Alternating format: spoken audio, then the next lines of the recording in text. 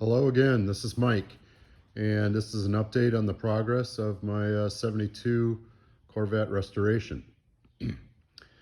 So in the last video I posted, I was in the process of repainting the frame, essentially. That's been completed. So it was sandblasted, and then I used a rust inhibitor and then Eastwood's chassis black on the frame. Let's start in the front end here. So I bought the polyurethane bushing kit, new springs, new shocks. Actually, I wanted to buy Bilstein shocks and couldn't get them due to the pandemic. A lot of these places are behind in production and supply chain issues. So anyways, I put these, I think they're can-wise, in, and they look nice. So I think we'll be fine. The trailing arms, which we'll show shortly, I sent those off to Vet Tech in Rockford, Illinois. Let's hop over there. And so they refurbished these for me and did a great job. Guy's name is Jim. Highly recommend them if you're in this area. And so I've popped those back in. I have to get the mono spring in yet today. Here it's laying there. And so that's kind of next on the agenda.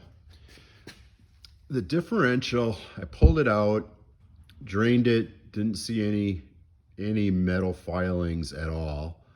I opened it up anyways, and I just wanted to see if there was any laying in the bottom of the case, and there was not. It was just pristine in there.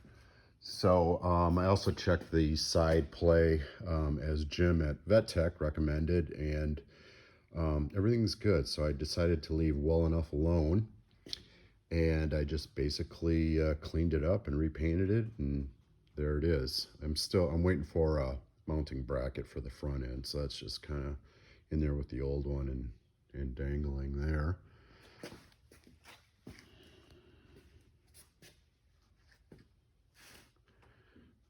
The gas tank is just sitting over here. I haven't put it on yet, but I forget the name of the it's 3 letters like KNT or something like that. KGB, I don't know. Anyways, you can Google it, and there's a lot of online how-to videos, but it's a cleaning and resealing process. And then I used the inside sealer.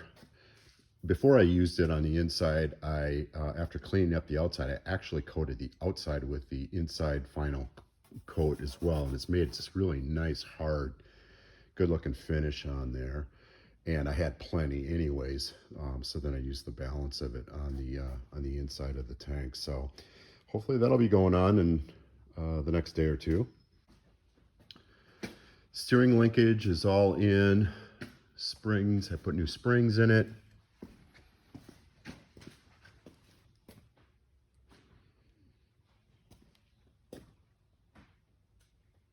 Just greased it. Okay, the steering gearbox.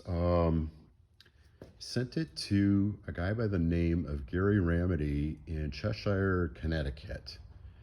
And he took this baby apart to every imaginable piece, totally rebuilt it, took a picture of every piece along the way and emailed it to me. And there's no way this thing looked this beautiful when it was brand new. Did a fantastic job.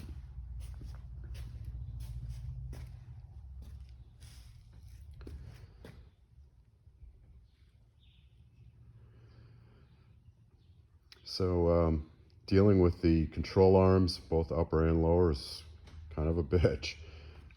Getting the shafts out of there, I think, especially on the lower side. But they're so beautiful now, and I can't wait to drive this thing with these new bushings in there. The old ones were just absolutely destroyed.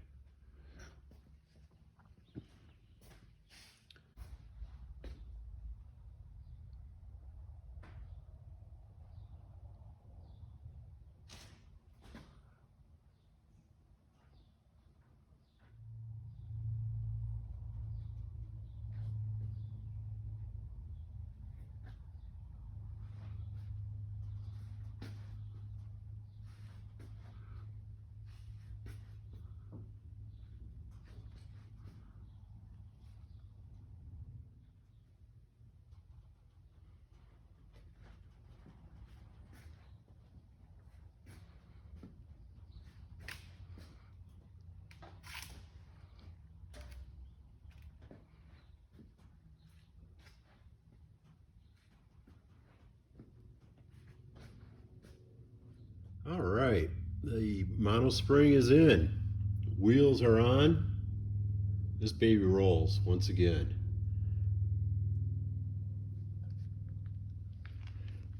And that feels really good.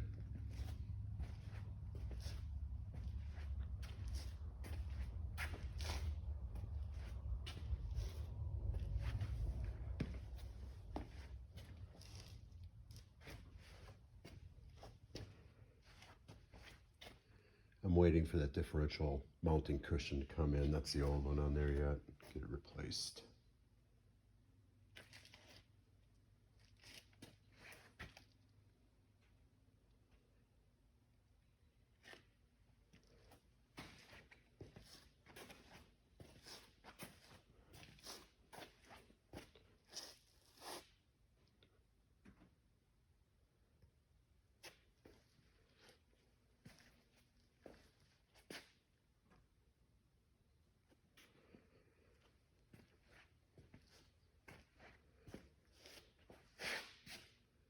All right, from here I'm going to start working on the engine. Again, there's no issues. Had a compression test and that actually looked really good. So all I need to do is make it look pretty and stick it back in. I'm going to change out the clutch and water pump while I have it out of the car. And clean up the transmission, same deal. Get it back under the frame. That's going to be a while, but